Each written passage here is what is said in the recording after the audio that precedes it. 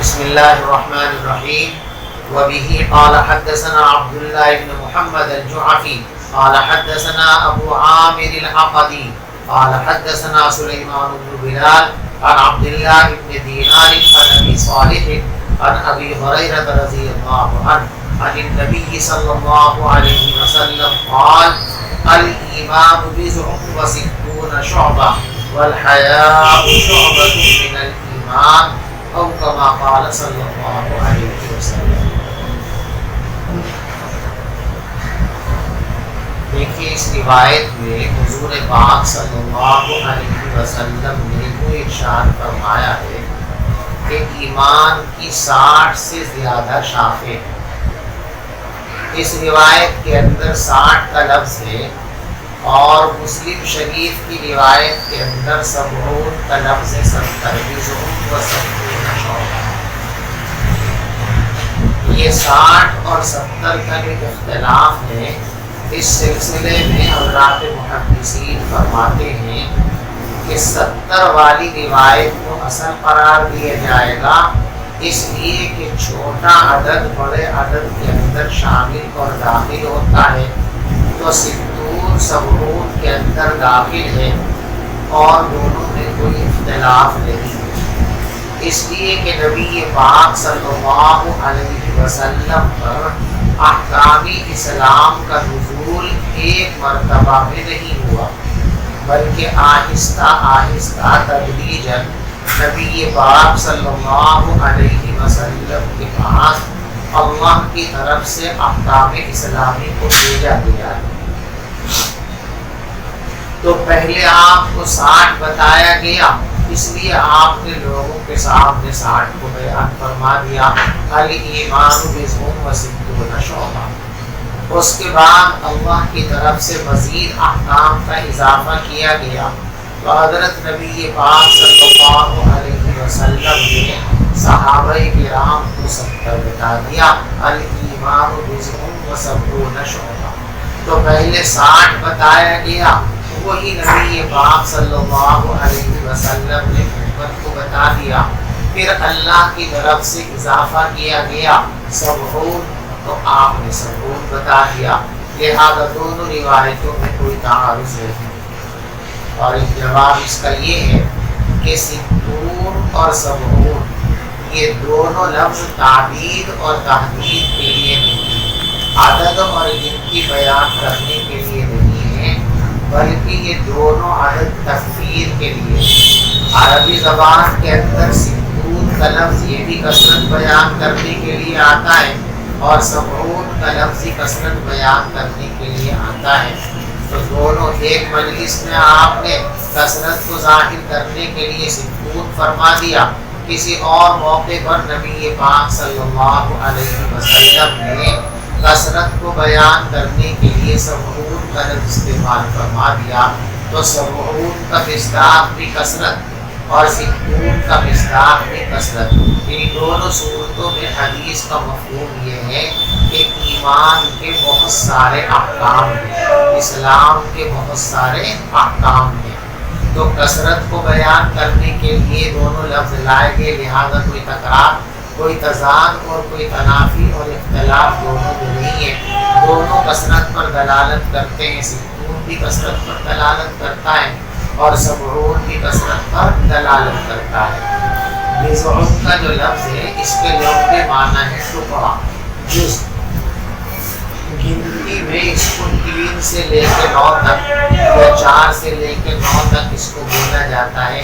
یعنی دہائی سے نیچے جو کسر ہوتا ہے اس کسر کے اظہار کے لیے عربی زبان کے اندر لفظ بضع کا استعمال کیا جاتا ہے. تو ایمان کی 60 سے زیادہ شاخیں ہیں یا 70 سے زیادہ شاخیں ہیں، یہ روایت بیان کی گئی کثرت کے لیے، یعنی ایمان کے بہت سارے احکام ہیں. یہاں اس روایت کے اندر تو اختصار ہے، الایمان بضع وستون شعبہ والحیاء شعبۃ من الایمان. لیکن مسلم شریف کی روایت ذرا مفصل ہے. اس میں یوں ہے الایمان بضع وسبعون شعبہ فأفضلها قول لا إله إلا الله وأدناها إماتة الأذى عن الطريق والحياء شعبة من الإيمان. تو وہ روایت مفصل ہے، یہاں روایت کے اندر اختصار ہے. ایمان کی 70 سے زیادہ شاخیں ہیں. شعبۃ کے معنی شاخ کے آتے ہیں، درخت کی ٹہنی کے آتے ہیں. اس روایت میں شعبۃ ہے، اور ترمذی شریف کی روایت کے اندر باب کا لفظ آیا ہے الایمان بضع وسبعون بابا. کہیں کہیں بعض روایتوں کے اندر لفظ شریعت بھی آیا ہے، کہیں کہیں بعض روایتوں کے اندر لفظ خلق بھی آیا ہے کہ ایمان کے بہت سارے اخلاق ہیں، ان اخلاق کو اختیار کرنا یہ ایمان کے لیے لازم اور ضروری ہے. تو شاخ لفظ کہیں یا باب لفظ کہیں یا شریعت کہیں یا خلق کہیں، مطلب سب کا ایک ہی ہے کہ اسلام کے بہت سارے احکام ہیں. یہ بہت سارے احکام جو ہیں جن کو یہاں 70 اور 60 اور کچھ یا 70 اور کچھ کہا گیا، ان کا مصداق کیا ہے اور کون کون سے احکام اور اعمال وہ ہیں جن پر شاخ کا اطلاق کیا جا سکتا ہے. محدثین نے اس سلسلے میں بڑی محنت کی ہے اور بعض محدثین نے پوری کتابیں اس سلسلے میں تصنیف کروائی ہے.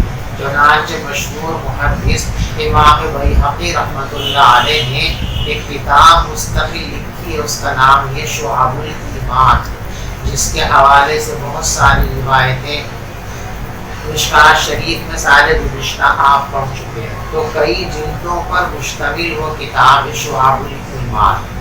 تو مختلف کتابیں اور مختلف چیزوں کو اس کا مصداق قرار دیا گیا کہ فلاں چیز فلاں چیز فلاں چیز، لیکن ان سب بیانوں کا حاصل اور ان سب بیانوں کا خلاصہ یہی ہے کہ اللہ کے رسول صلی اللہ علیہ وسلم نے ایمان میں کمال اور مضبوطی پیدا کرنے کے لیے اور اولین مرحلے میں جنت کا داخلہ پانے کے لیے، نجات کامل کے لیے بہت سارے کاموں کو ضروری قرار دیا ہے. جب مسلمان ان تمام چیزوں کو اختیار کر لے گا تو اولین مرحلے کے اندر اس کو نجات حاصل ہو جائے گی اور جنت کے درجات عالیہ کا وہ مستحق ہو جائے گا.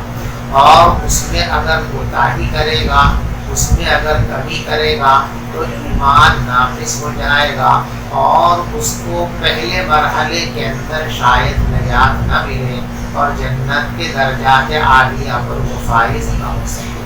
جو ان تمام احکام کی پابندی کرے گا اس کو 2 نعمتیں ملے گی.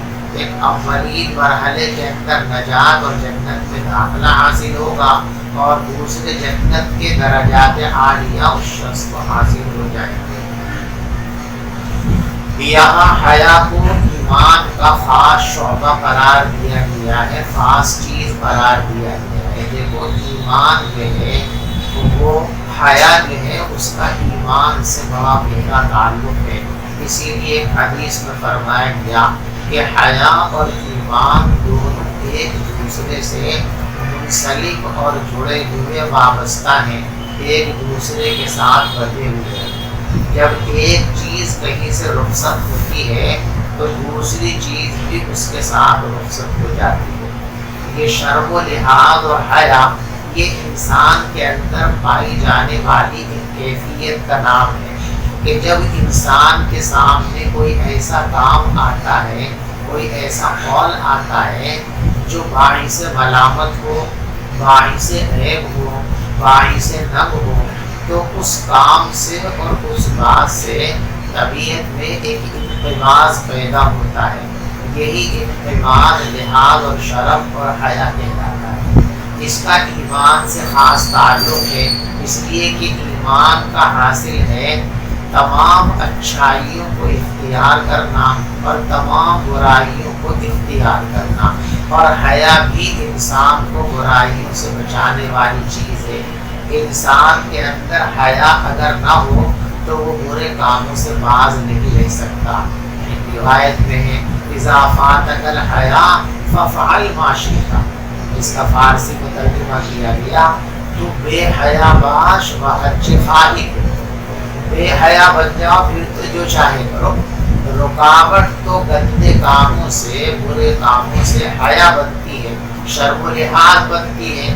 جب ایک انسان کے اندر حیا نہیں رہی، ایک انسان کے اندر شرم و لحاظ فوت ہو گئی، تو اب برے کاموں سے روکنے والی کوئی چیز اس کے اندر نہیں رہی، تو ہر برے کام کو وہ کر لے گا، ہر بری بات کو اختیار کر لے گا، ہر گندے سے گندے کام کو کرنے کے لیے آمادہ اور تیار ہو جائے گا، اور وہ اس کے اندر مبتلا اور ملوث ہو جائے گا.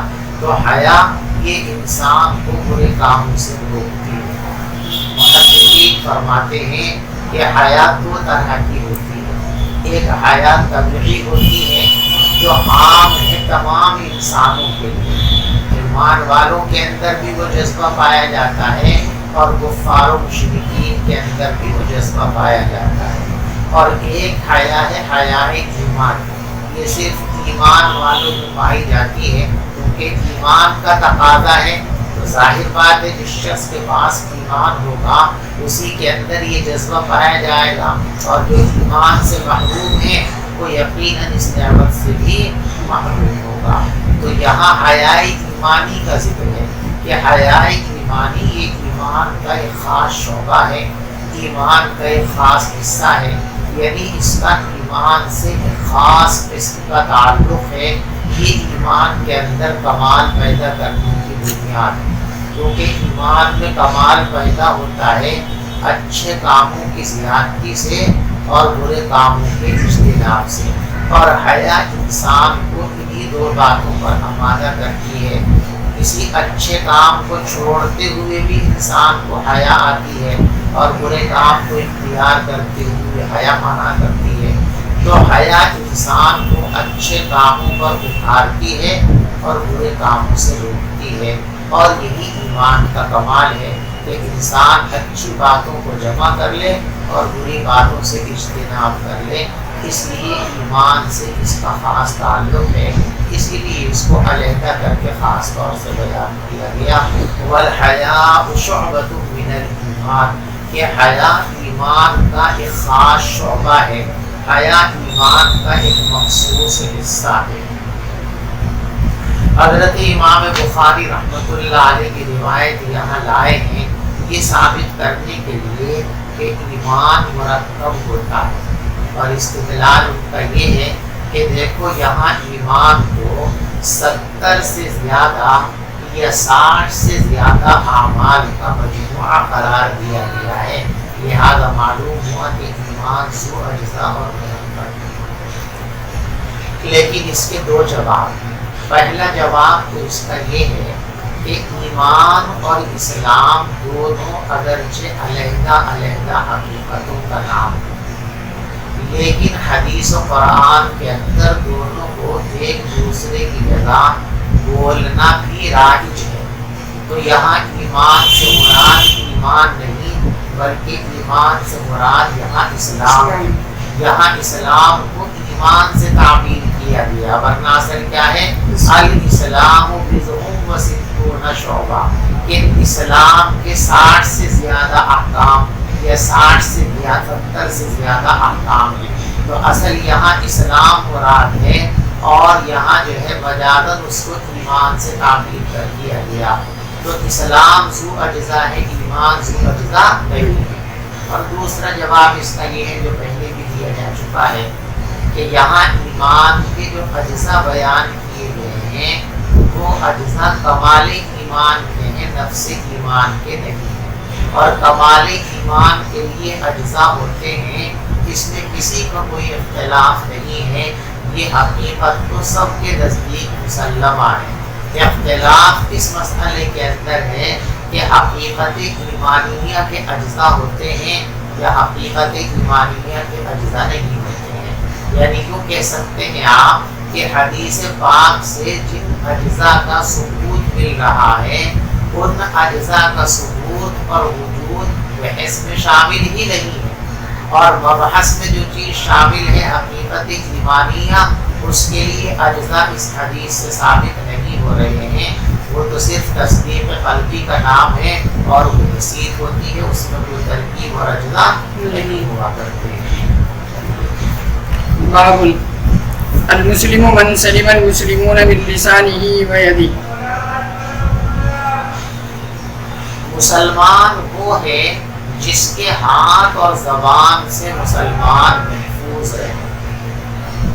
دیکھو عربی زبان کا ایک قاعدہ ہے کہ کسی لفظ کے جو مادے کے معنی ہوتے ہیں، چاہے اس لفظ کو کسی خاص اصطلاح کے اندر منتقل کر لیا جائے، تو وہ جو اس کے خواص ہوتے ہیں وہ خواص بالکلی یا اس سے منفرد نہیں ہوتے ہیں، بلکہ وہ خواص اس کے اندر پائے جاتے ہیں. یہاں لفظ المسلم، تو المسلم کا معنی ہے سین لام، جس کے معنی ہے محفوظ رہنا اور محفوظ کرنا، کہ خود بھی محفوظ رہے اور دوسروں کو بھی محفوظ کرے.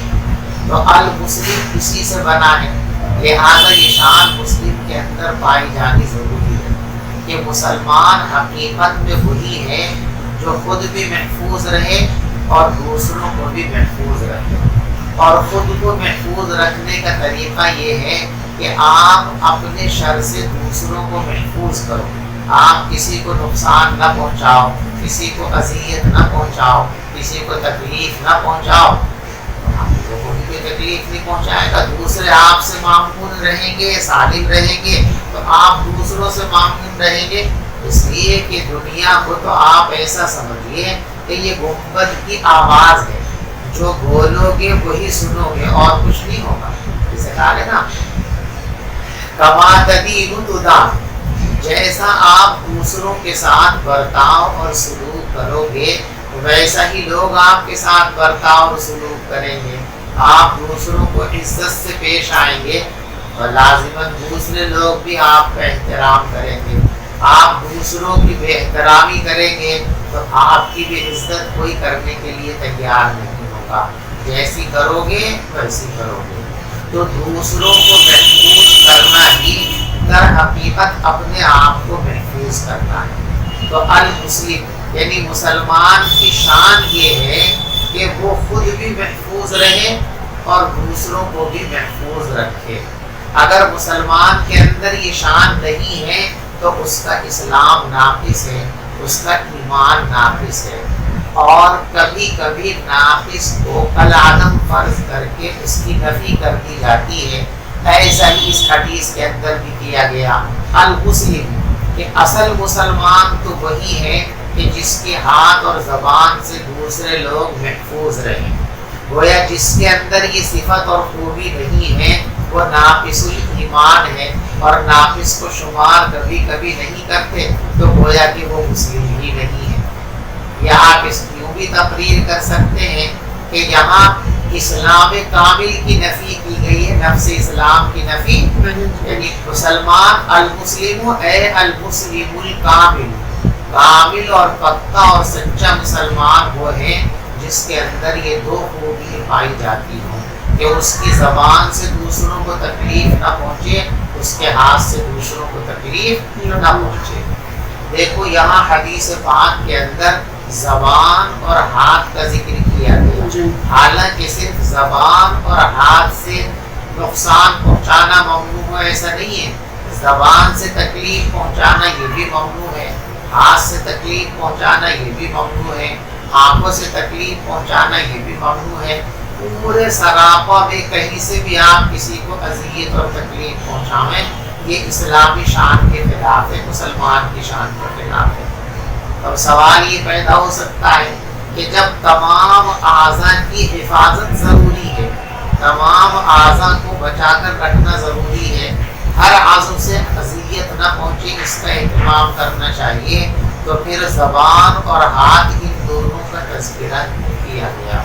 تو اس کا جواب یہ ہے کہ کثرت کے ساتھ جو انسان دوسروں کو اذیت اور تکلیف پہنچاتا ہے وہ انہی دو اعضاء کے ذریعے ہوتی ہے، ایک ہاتھ کے ذریعے اور ایک زبان کے ذریعے. اس لیے بیان کر دیا ہاتھ کو اور زبان کو، ورنہ ہاتھ کا حکم بھی وہی ہے، زبان کا حکم بھی وہی ہے، ناک کا حکم بھی وہی ہے، سر کا حکم بھی وہی ہے، ٹانگوں کا حکم بھی انسان کہیں سے بھی کسی کو کسی بھی طرح اگر نقصان پہنچاتا ہے تو وہ اسلامی شان کے خلاف ہے، مسلمان کی شان کے خلاف ہے۔ مسلمان کو دوسرے کو تکلیف پہنچانے کی اجازت اور گنجائش نہیں ہے۔ بات سمجھ میں آئی؟ اسی طریقے سے زبان اور ہاتھ، ان دو اعضاء کو یہاں پر بیان کیا گیا اور ان دو میں بھی زبان کو مقدم رکھا گیا۔ اس کی وجہ یہ ہے کہ زبان سے تکلیف پہنچانا یہ عام ہے، ہاتھ کے مقابلے میں زبان کے اندر عموم پایا جاتا ہے۔ تو یہ ہاتھ اور زبان دو اعضاء کو یہاں خاص طور پر ذکر کیا گیا اور ان دو میں بھی زبان کو پہلے بیان کیا گیا۔ اس کی وجہ یہ ہے کہ زبان کی تکلیف میں ایک تو شدت ہاتھ کے مقابلے میں زیادہ ہے، ہاتھ کے ذریعے جو تکلیف پہنچتی ہے اس سے کئی زیادہ تکلیف زبان کے ذریعے پہنچتی ہے، جیسا کہ وہ عربی کا مشہور شعر ہے، جراحات السنان لها التیاء ولا یلتام ما جرح اللسان۔ نیزوں کے ذریعے جو گھاؤ اور زخم لگتے ہیں وہ ایک زمانہ گزرنے پر بھر جاتے ہیں، ان کی ٹیس ختم ہو جاتی ہے، ان کے نشانات اور اثرات ختم ہو جاتے ہیں، لیکن زبان کے ذریعے جو تکلیف پہنچتی ہے، جو دل میں زخم لگتے ہیں، وہ پوری زندگی بھرتے نہیں ہیں۔ جب یاد آئے گی وہ بات، جب ہی دل کے اندر ٹیس اور تکلیف ہوگی، کبھی اس کو بھول نہیں سکتا انسان۔ تو زبان کی تکلیف میں ہاتھ کے مقابلے میں چونکہ شدت ہے، زبان سے جو تکلیف پہنچتی ہے وہ ہاتھ کے مقابلے میں زیادہ شدید ہوتی ہے۔ اسی شدت کے پیش نظر زبان کو پہلے بیان کیا گیا، ہاتھ کو بعد میں بیان کیا گیا۔ اسی طریقے سے زبان کی تکلیف کا دائرہ وسیع ہے، اس میں عموم پایا جاتا ہے۔ ہاتھ سے آپ تکلیف اس کو پہنچا سکتے ہیں جو آپ کے سامنے موجود ہے اور آپ کے قریب ہے، جہاں تک آپ کا ہاتھ پہنچ سکتا ہے۔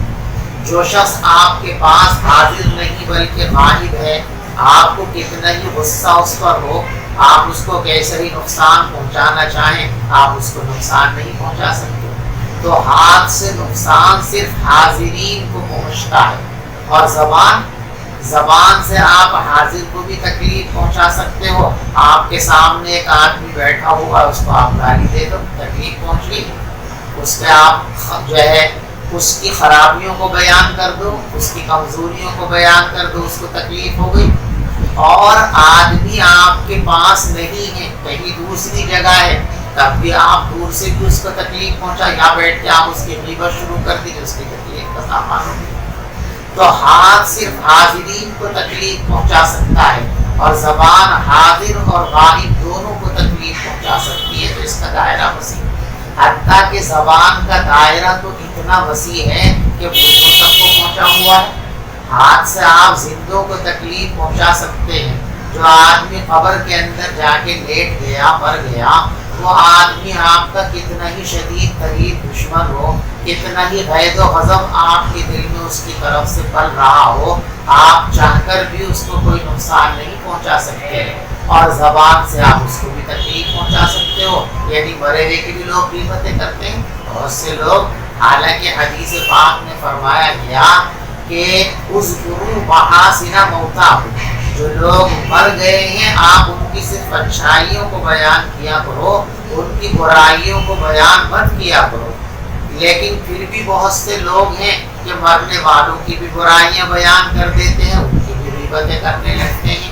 تو ہاتھ کے مقابلے میں زبان کا ایک تو دائرہ وسیع ہے کہ یہ حاضر اور غائب، زندے اور مردے سب کو تکلیف پہنچا سکتی ہے، اور زبان کا دائرہ، ہاتھ کا دائرہ اس کے مقابلے میں محدود ہے۔ اس لیے زبان کو مقدم کیا گیا اس کی شدت کو ظاہر کرنے کے لیے اور اس کی خرابی کو ظاہر کرنے کے لیے۔ تو اس لیے فرمایا المسلم من سلم المسلمون من لسانه۔ دوسری بات یہاں آپ کو یہ ذہن نشین رکھنی ہے کہ المسلمون کا لفظ جو ہے یہ تغلیب کے طور پر ہے، اس لیے کہ مسلمانوں کا واسطہ عموماً دشمن مسلمانوں ہی سے پڑتا ہے، مسلمان بالعموم مسلمانوں ہی کے درمیان رہتا ہے، تو لا محالہ اس کی راحت اور تکلیف بھی مسلمان ہی سے وابستہ ہوگی، اس لیے المسلمون کہہ دیا گیا، ورنہ مسلم اور غیر مسلم سب اس کے اندر شامل ہیں۔ جیسے مسلمان کو بلا وجہ تکلیف پہنچانا جائز نہیں ہے، اسی طرح بلا وجہ کسی کافر کو، کسی مشرک کو تکلیف پہنچانے کی بھی اسلام میں اجازت نہیں ہے۔ یہی وجہ ہے کہ ابن حبان کی روایت کے اندر المسلمون کی بجائے الناس آیا ہے، وہاں عبارت کیوں ہے المسلم من سلم الناس من لسانہ و یدہ، کہ پکا مسلمان وہ ہے جس کی زبان اور ہاتھ سے تمام لوگ محفوظ رہیں۔ تو المسلمون یہ قید اتفاقی ہے، قید احترازی نہیں ہے، مسلم اور غیر مسلم سب کو یہ حکم شامل ہے کہ بلا وجہ نہ کسی مسلمان کو تکلیف پہنچانے کی اجازت ہے اور نہ بلا وجہ کسی کافر کو تکلیف پہنچانے کی اجازت ہے۔ دونوں کے ساتھ کسی قسم کا تعارض بلا وجہ کرنا یہ اسلامی شان کے منافی ہے اور اسلامی شان کے خلاف ہے۔ اسی کو فرمایا گیا، دیکھیے حدیث کو، وَبِهِ قَالَ حَدَّثَنَا آدَمُ بْنُ أَبِي إِيَاسٍ قَالَ حَدَّثَنَا شُعْبَةُ عَنْ عَبْدِ اللَّهِ بْنِ أَبِي الصَّفْرِ وَإِسْمَاعِيلَ عَنِ الشَّعْبِي عَنْ عَبْدِ اللَّهِ بْنِ عَمْرٍ عَنِ النَّبِيِّ صَلَّى اللَّهُ عَلَيْهِ وَسَلَّمَ قَالَ الْمُسْلِمُ من سلم المسلمون من لسانه ويده والمهاجر من هجر ما نهى الله عنه، اور پکا اور اصلی مہاجر وہ ہے جو ان تمام چیزوں کو چھوڑ دے جن سے اللہ نے منع فرمایا۔ دیکھو ہجرت کا مقصد ہے دین کا تحفظ اور دین پر عمل کرنا، یعنی ہجرت اس جگہ سے کی جاتی ہے جہاں انسان کو احکام اسلام پورے کرنے میں دشواری ہو اور اسلام کے احکام کو پورا کرنا ممکن نہ رہے، تو اس کے لیے حکم ہے کہ وہ اس جگہ کو چھوڑ کر دوسری جگہ اپنی سہولت اختیار کر لے جہاں آسانی سے وہ اللہ کے احکام کی پابندی کر سکے۔ اب ایک آدمی اپنا وطن چھوڑ کر دوسری جگہ آ گیا، وہاں وطن بنا لیا، لیکن اللہ کے احکام کو یہاں بھی پورا نہیں کر رہا ہے، یہاں اگر اللہ کے احکام کو توڑ رہا ہے تو بھی ہجرت کا فائدہ کیا ہوا؟ آ گیا کہ تم مکے سے اپنے وطن کو چھوڑ کر مدینے آ گئے ہو، بس اتنا کافی نہیں ہے، بلکہ مدینے میں آنے کے بعد اللہ کے تمام احکام کی پابندی کرنا، اللہ کے تمام حکموں کی رعایت کرنا، اللہ کی کسی حکم کی خلاف ورزی نہ کرنا، یہ در حقیقت اصل مدعا ہے ہجرت کا، اصل حاصل ہے ہجرت کا، ورنہ ترک وطن کا کیا فائدہ؟ احکام اسلام کی حفاظت کے لیے ترک وطن کیا اور ترک وطن کرنے کے بعد پھر بھی احکام اسلام کی حفاظت نہیں کی، تو ہجرت کا مقصد تو فوت ہو گیا۔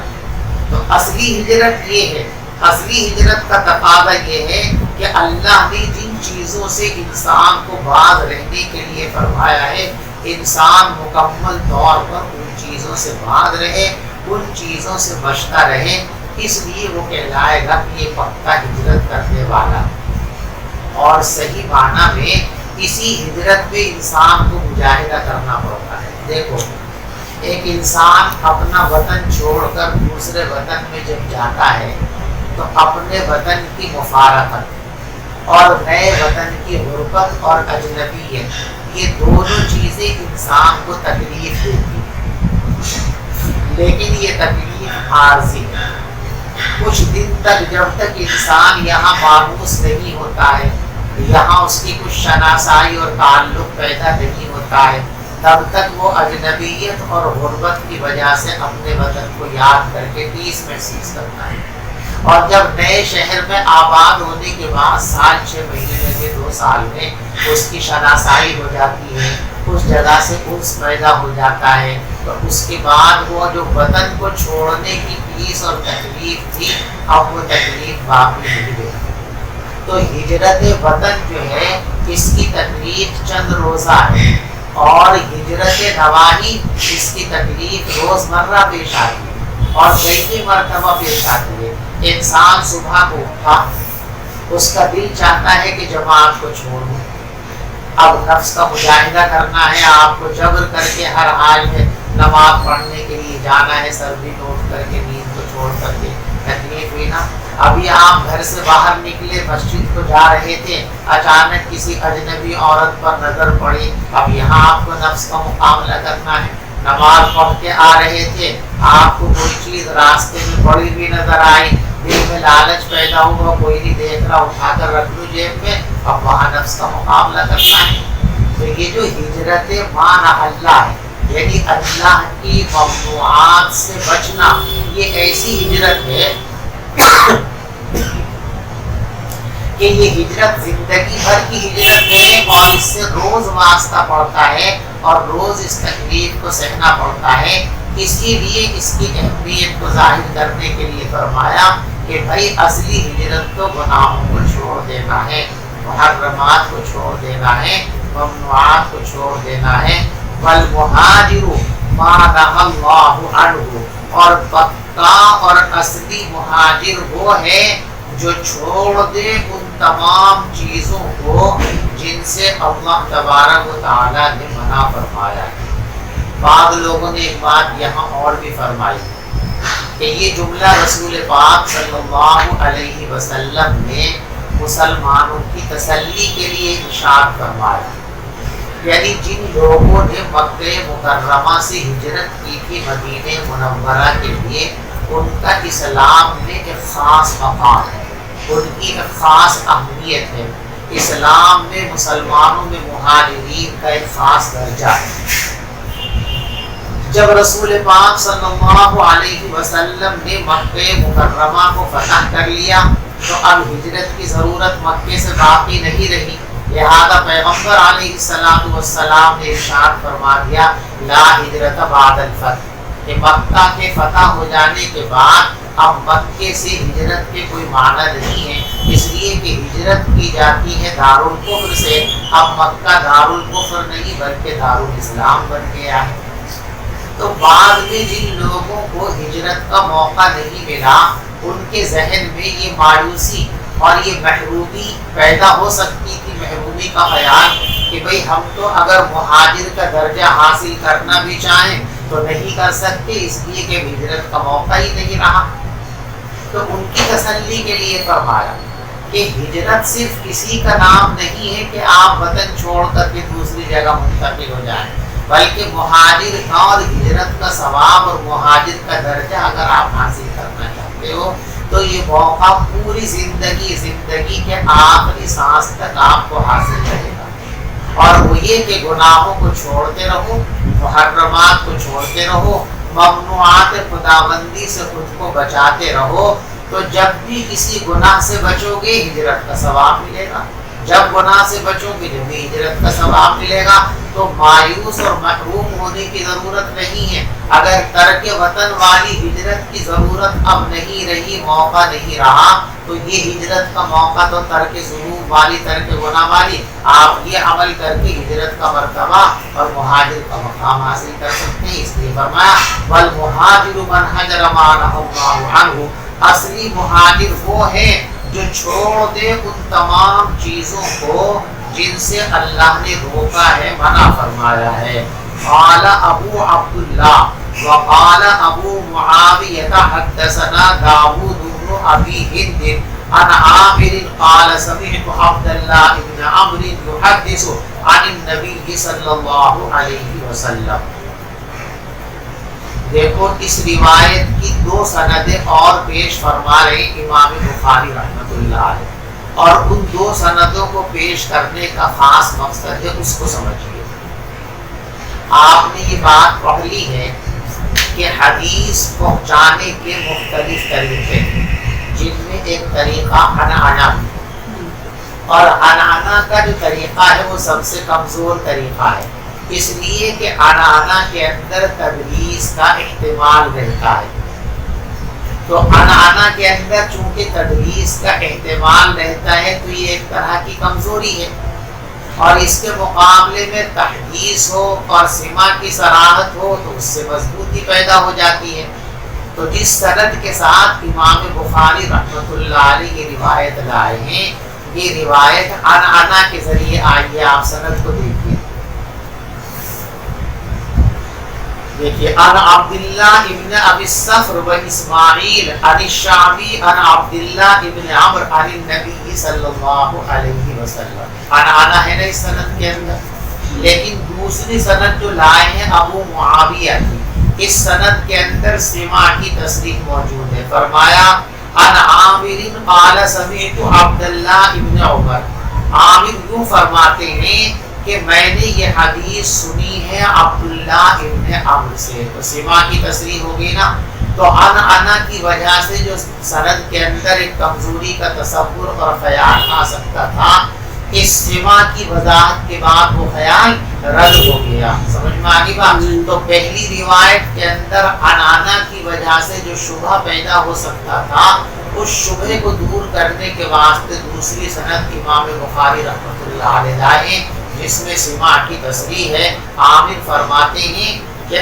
میں نے یہ روایت عبداللہ ابن عمر سے سنی ہے، تو انا کی وجہ سے جو عدم سماع کا احتمال پیدا ہو رہا تھا، وہ احتمال ظاہر ہو گیا، ختم ہو گیا۔ اس لیے حضرت امام بخاری رحمۃ اللہ علیہ یہاں پر یہ روایت لے کر گیا۔ بات سمجھ میں آ گئی؟ ایک سند اور لائے ہیں دوسری، وقال عبد الاعلی عن داؤد عن عامر عن عبداللہ عن النبی صلی اللہ علیہ وسلم۔ یہ سند کیوں لائے ہیں؟ اس سند کو بھی ایک خاص مقصد کے واسطے لائے ہیں۔ دیکھو ایک قاعدے کلیہ آپ حضرات کو پہلے بھی بتایا گیا تھا کہ جب کہیں حدیث کی سند کے اندر صحابہ کے تذکرے میں صرف لفظ عبداللہ آئے فقط، اس کے ساتھ اور کوئی چیز نہ ہو، تو اس سے مراد عبداللہ ابن مسعود رضی اللہ تعالیٰ عنہ ہوتے ہیں۔ آپ سمجھ میں آ رہی؟ یہ قاعدہ حضرات محدثین نے طے فرما رکھا ہے کہ صحابہ کے تذکرے میں جب بھی عبداللہ کا لفظ مطلقاً آئے، اس کے ساتھ کوئی دوسری چیز نہ ملی ہوئی ہو، تو عبداللہ سے مراد حضرت عبداللہ ابن مسعود رضی اللہ تعالیٰ عنہ ہوتے ہیں۔ اب یہ جو سند آ رہی ہے، اس سند کے اندر صرف لفظ عبداللہ ہے، تو یہاں اس ضابطے اور قاعدے کی بنیاد پر کسی کو یہ شبہ ہو سکتا تھا کہ یہ روایت عبداللہ ابن مسعود کی ہے، حالانکہ یہ روایت عبداللہ ابن مسعود کی نہیں بلکہ عبداللہ ابن عمر کی ہے۔ تو اس روایت کو، اس سند کو ان سندوں کے ساتھ لا کر یہ بتا دیا کہ یہاں وہ قاعدے کلیہ جو ہم نے بیان کیا تھا، یہ اس سے مستثنا ہے۔ یہاں عبداللہ سے عبداللہ ابن مسعود نہیں بلکہ عبداللہ ابن عمر مراد ہیں، اس لیے تیسری سند لائے۔ بات سمجھ میں آ گئی؟ تو یہ دو سندیں دو مقصد کے لیے لائے ہیں۔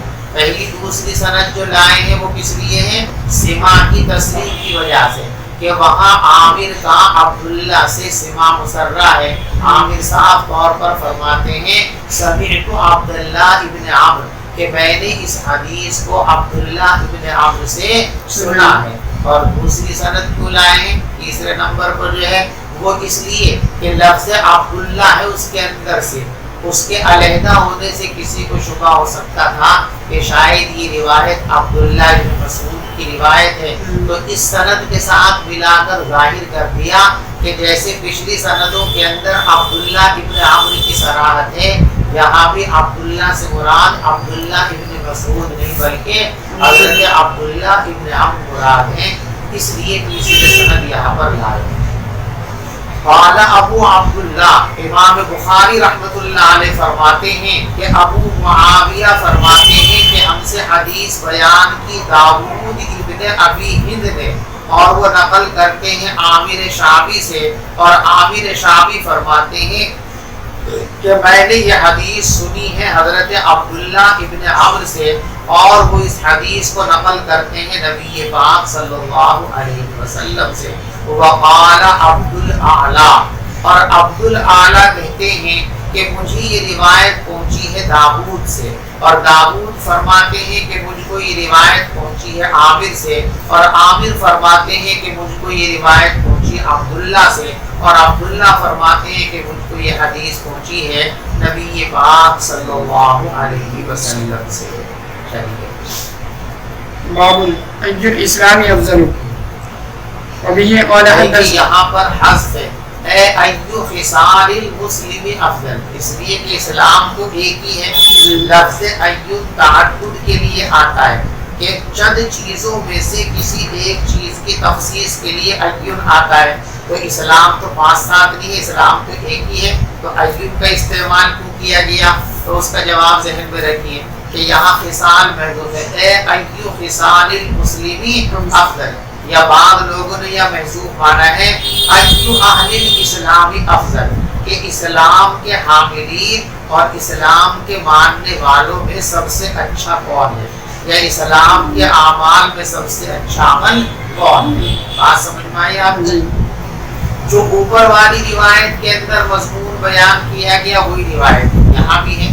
دیکھیے وَبِهِ قَالَ حَدَّثَنَا سَعِيدُ بْنُ يَحْيَىٰ ابن سعید القموی القرشی قال حدثنا ابی قال حدثنا ابو بردة بن عبد الله ابن ابی بردة عن ابی بردة عن ابی موسیٰ الاشعری رضی اللہ تعالی عنہ قال قال یا رسول قالوا یا رسول اللہ، صحابہ نے پوچھا کہ اے اللہ کے رسول صلی اللہ علیہ وسلم. دیکھو یہاں تو یہ بیان کیا گیا کہ ابو موسیٰ یہ فرماتے ہیں کہ میری موجودگی میں صحابہ نے سوال کیا. یعنی اس روایت کا مفاد یہ ہے کہ سوال کرنے والے ابو موسیٰ اشعری نہیں ہیں بلکہ کوئی اور شخص ہے. لیکن دوسری روایت کے اندر یہ ہے کہ سائل خود کون ہے؟ ابو موسیٰ اشعری رضی اللہ تعالیٰ عنہ. اور اس میں کوئی تعارض کی بات نہیں ہے. آدمی اپنے ساتھیوں کو اپنے کام میں شامل کر کے کہہ دیتا ہے کہ ہم سب نے مل کر یہ کام کیا. تو صحابہ نے پوچھا یا ابو موسیٰ اشعری نے پوچھا قالوا یا رسول اللہ، صحابہ کرام نے دریافت کیا کہ اے اللہ کے رسول صلی اللہ علیہ وسلم ای الاسلام افضل، سب سے بہترین اسلام کون سا ہے؟ یعنی مسلمانوں میں سب سے بہترین مسلمان کون ہے، یا اسلامی کاموں میں سب سے بہترین کام کون سا ہے؟ دونوں مراد لے سکتے ہیں. فرمایا من سلم المسلمون من لسانہ و یدہ، سب سے اچھا مسلمان وہ ہے جس کی زبان اور جس کے ہاتھ سے تمام مسلمان محفوظ اور معمون رہے. دیکھو ای الاسلام افضل، یہ سوال حضرات صحابہ کرام نے حضور پاک صلی اللہ علیہ وسلم سے متعدد مرتبہ کیا ہے، اور حضور پاک صلی اللہ علیہ وسلم نے اس کے علیحدہ علیحدہ مختلف جوابات دیے ہیں.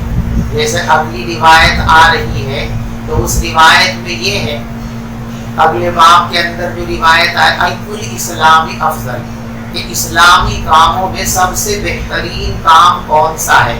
تو پیغمبر علیہ السلام نے فرمایا تطعم الطعام، کہ تم لوگوں کو کھانا کھلاؤ اور جن کو جانتے ہو ان کو بھی سلام کرو اور جن کو نہیں جانتے ہو ان کو بھی سلام کرو.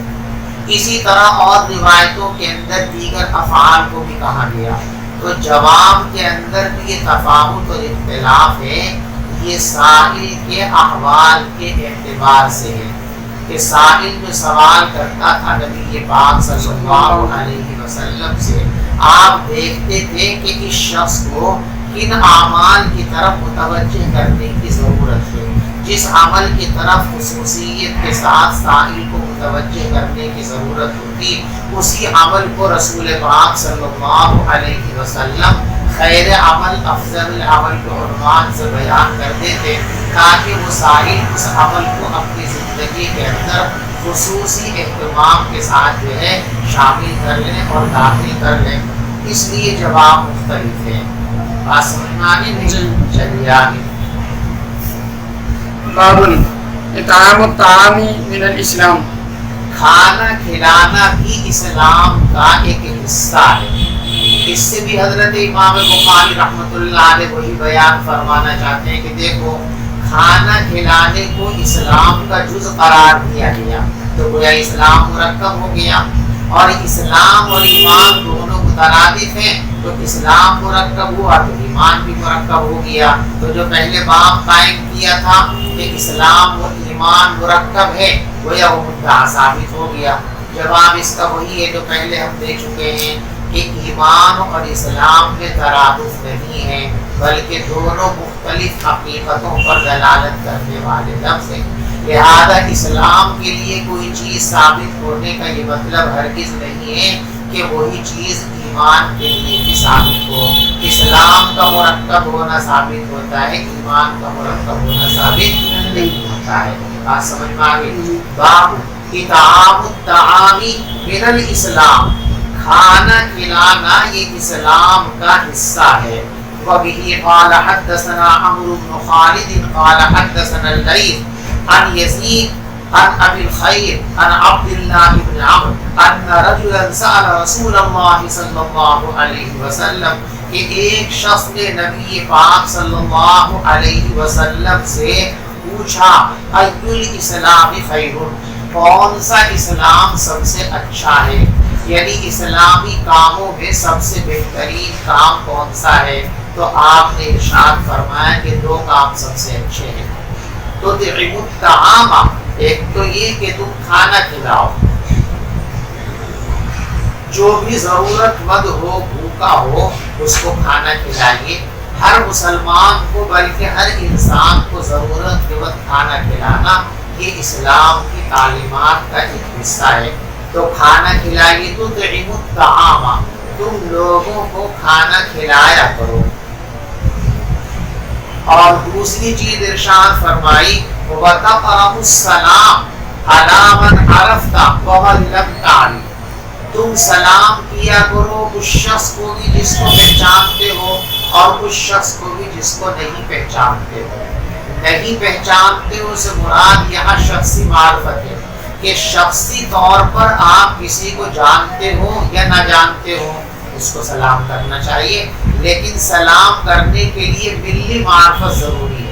ایک تو ہے ملی معرفت, ایک ہے شخصی معرفت. یعنی کسی کو سلام کرنے سے پہلے یہ تو آپ کو تحقیق کرنی ہے کہ یہ مسلمان ہے یا مسلمان نہیں ہے.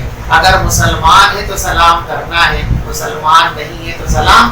یعنی سلام کے لیے ملی معرفت ضروری ہے, شخصی معرفت ضروری نہیں. بس اتنا معلوم ہے کہ یہ مسلمان ہے, کون ہے, کہاں کا ہے, کیا ہے, کیسا ہے, کچھ نہیں. مسلمان ہے تو السلام علیکم. تو شخصی معرفت ہو یا نہ ہو, بس ملی معرفت ہو جائے, یعنی تیقن ہو جائے کسی طریقے سے بھی کہ یہ مسلمان ہے تو اس کو سلام کرنا چاہیے. یہ اسلام کے کاموں میں سب سے بہترین کام ہے, اس لیے کہ سلام کرنے سے سلامتی کا ماحول پیدا ہوتا ہے, محبتیں پیدا ہوتی ہیں, اور محبتیں معاشرے کے اندر خوبیاں پیدا کرنے کا ذریعہ بنتی ہیں, اور یہی محبت باہمی انسان کو جنت تک لے جاتی ہے. چنانچہ حدیث میں ہے کہ تم اس وقت تک مومن نہیں ہو سکتے, تم جنت میں اس وقت تک نہیں جا سکتے جب تک کہ تمہارے اندر ایمان پیدا نہ ہو جائے, اور ایمان اس وقت تک تمہارا کامل نہیں ہو سکتا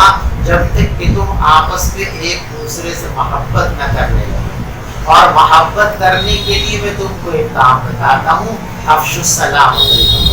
سلام کو رواج دو, جو بھی ملے اسی کو سلام کرو, جو ملے اسی کو سلام کرو. سلام کو پھیلاؤ گے تو انشاءاللہ اس سے محبتیں پیدا ہوں گی, اور سلامتی اترے گی. جب ہر مسلمان صبح سے شام تک ہزاروں لاکھوں مرتبہ کہے گا اللہ کی طرف سے سلامتی ہو, اللہ کی طرف سے سلامتی ہو, تو اللہ اپنے بندوں کی دعاؤں کو رد نہیں فرماتے. جب لاکھوں کروڑوں مسلمان صبح سے شام تک اللہ سے سلامتی مانگیں گے تو لا محالہ دنیا کے اندر سلامتی نازل ہوگی, اور معاشرے کے اندر امن و اطمینان کی کیفیت پیدا ہو جائے گی.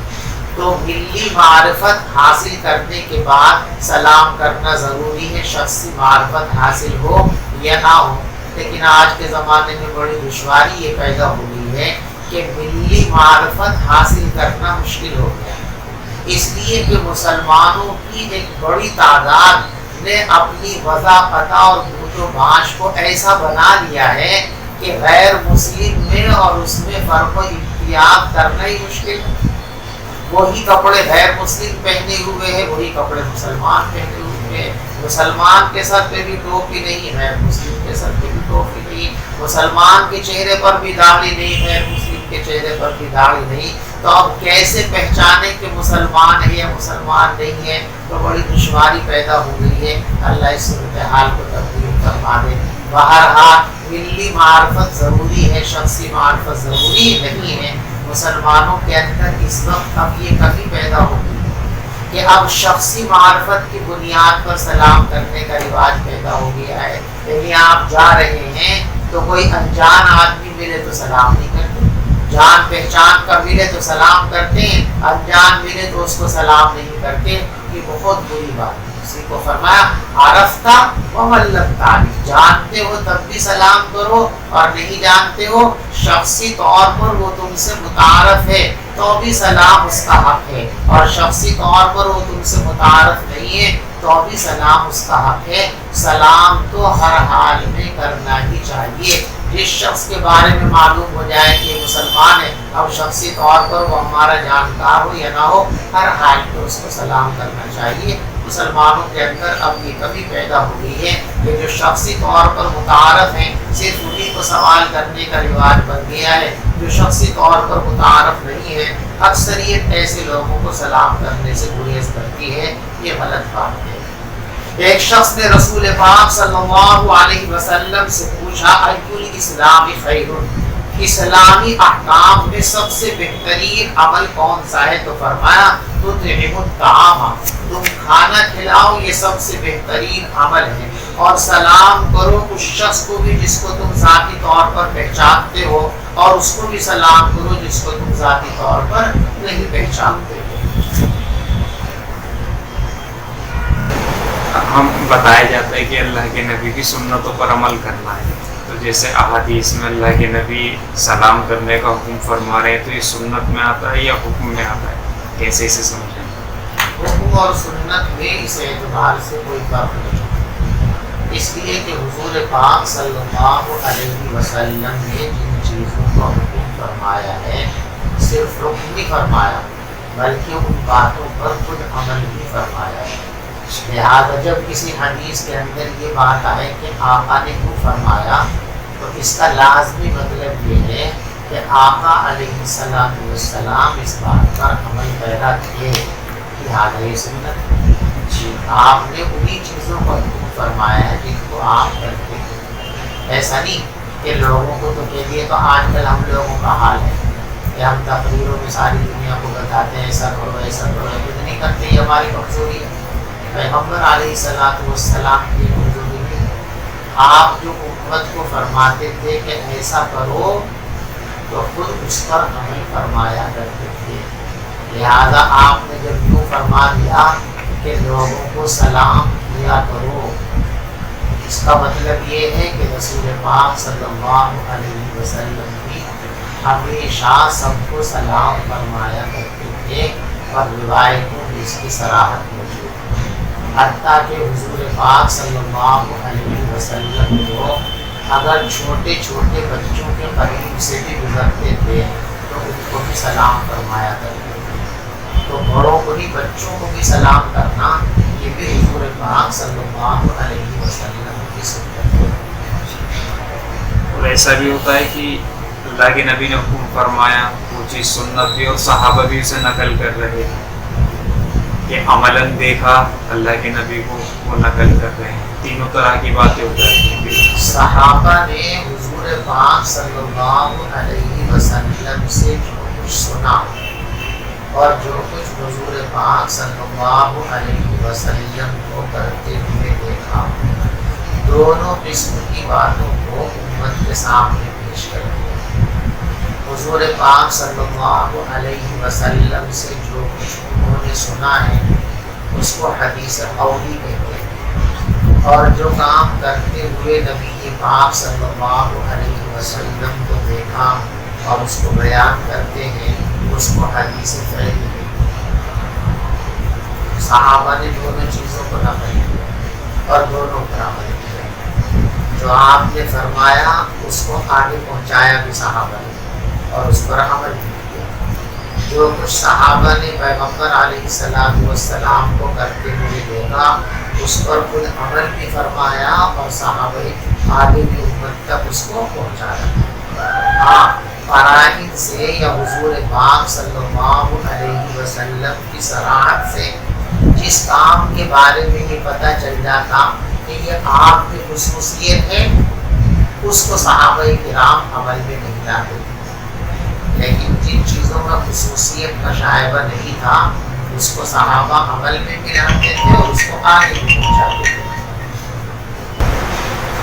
بس ایک آخری سوال ہے جی کہ جیسے اللہ کے نبی نے قرآن کی تعلیم کو آگے پہنچایا ہے، اس کا قرآن میں بھی حکم ہے اور اللہ کے نبی نے بھی فرمایا، تو اللہ کے نبی کی باتوں کو، ان کے عمل کو آگے پہنچانے کا اللہ کے نبی نے حکم فرمایا تھا صحابہ کو کہ میری عملی زندگی اور حکم فرمایا بلغوا عنی ولو آیا.